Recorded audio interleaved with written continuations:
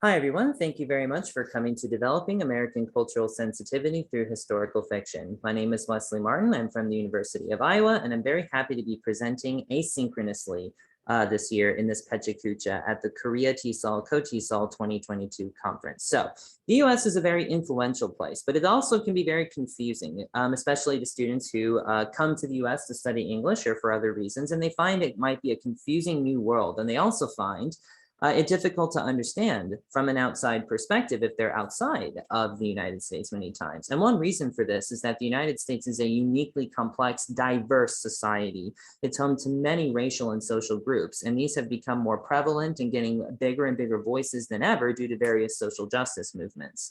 So the question becomes, how can we help students as ESL, EFL, ESOL teachers understand this aspect of American culture, this diversity component? Well, one way is using historical fiction, and that's because historical fiction kind of has every historical fiction makes the precedent of all of these social factors clear. It helps make the progression of the social groups through time clearer, facilitate exploration of this context in the language most prevalent in the US, English, and it addresses the discourses, power dynamics, et cetera, that come to be and that play out in society. And it also provides a way for students to experience the past through a uniquely concrete and personal point of view, because these characters in the story, their lives are shaped by history, and we get to see how this interacts. It also gives examples of culturally salient vocabulary items like slang, cultural products, words to be recognized and avoided, hate speech. That's something that came up when I had to teach a historical fiction novel this semester, or rather I chose to.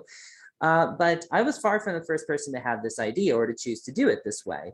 One researcher who looked into this was Charan Shin, professor of applied linguistics at Kyung University. And Professor Shin points out that teaching English requires us to enrich learners' historical and political consciousness, basically understanding what's going on around them, and not just because of understanding this context, but for English language proficiency reasons as well.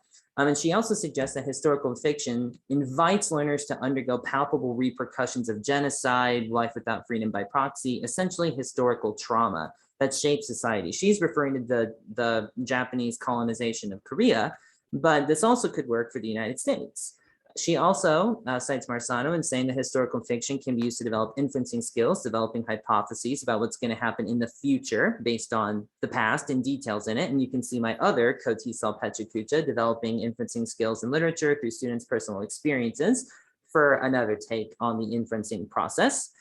But let's go ahead and see what it looks like when we apply this research and these proposals. So first, we can find a novel of historical fiction. And in my own class, I used Hotel on the Corner of Bitter and Sweet by Jamie Ford. It's a 2009 New York Times bestseller set in both World War II era and 1980s Seattle. So it's very unique in a lot of ways, really great historical fiction. It centers on the coming of age of a Chinese American boy, Henry Lee, and his Japanese American love interest, who becomes interred in a camp during World War II. And his mentor is a Black saxophone player. And he also has bullies who are rich, powerful, and white. And these relationships allow us to see the nature of this context. And one of my former students called this novel the Time Travel Hotel because it jumps from decade to decade. It doesn't go sequentially.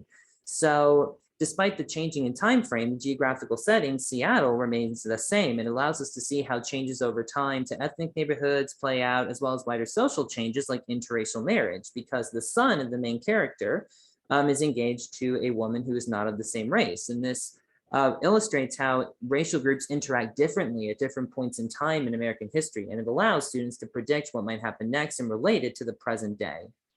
And it also shows how these ethnic identities change, merge, etc. over time. So Charan Shin proposes several activities for the classroom to kind of put this into practice. And one of them is collecting passages on tyranny and war. Another is deconstructing colonial viewpoints. And these are meant to be kind of like whole class discussions. I had the idea of implementing this on the smaller scale. And one method of doing so that I did not come up with, admittedly, is the discussion circle. And that's when students from small groups assume different roles for passage analysis, summarization, directing question and answer sessions about the chapters that they read during a given week. And the groups are limited to 3 to 5 people. The teacher shouldn't intervene most of it.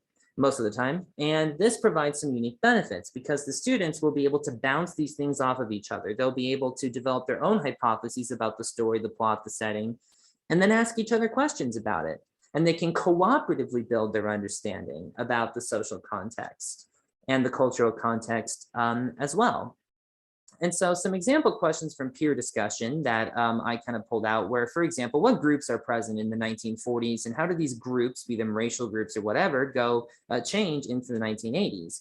Another one is what have your students heard about these groups today? How is the current context different from the 1980s? Why do characters treat the main character the way that they do based on his race?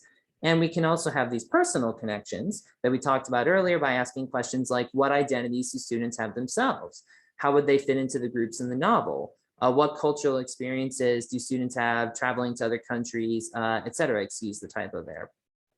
So there's lots we can do from this.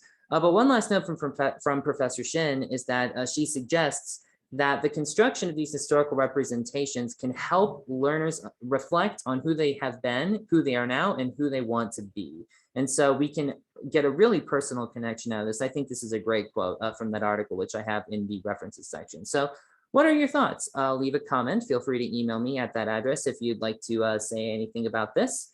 Unfortunately, we're out of time, but this is just meant to kind of get the ideas started for those of you who have viewed this presentation. So I very much appreciate you doing so. My references are on the next slide, and thank you very much for watching.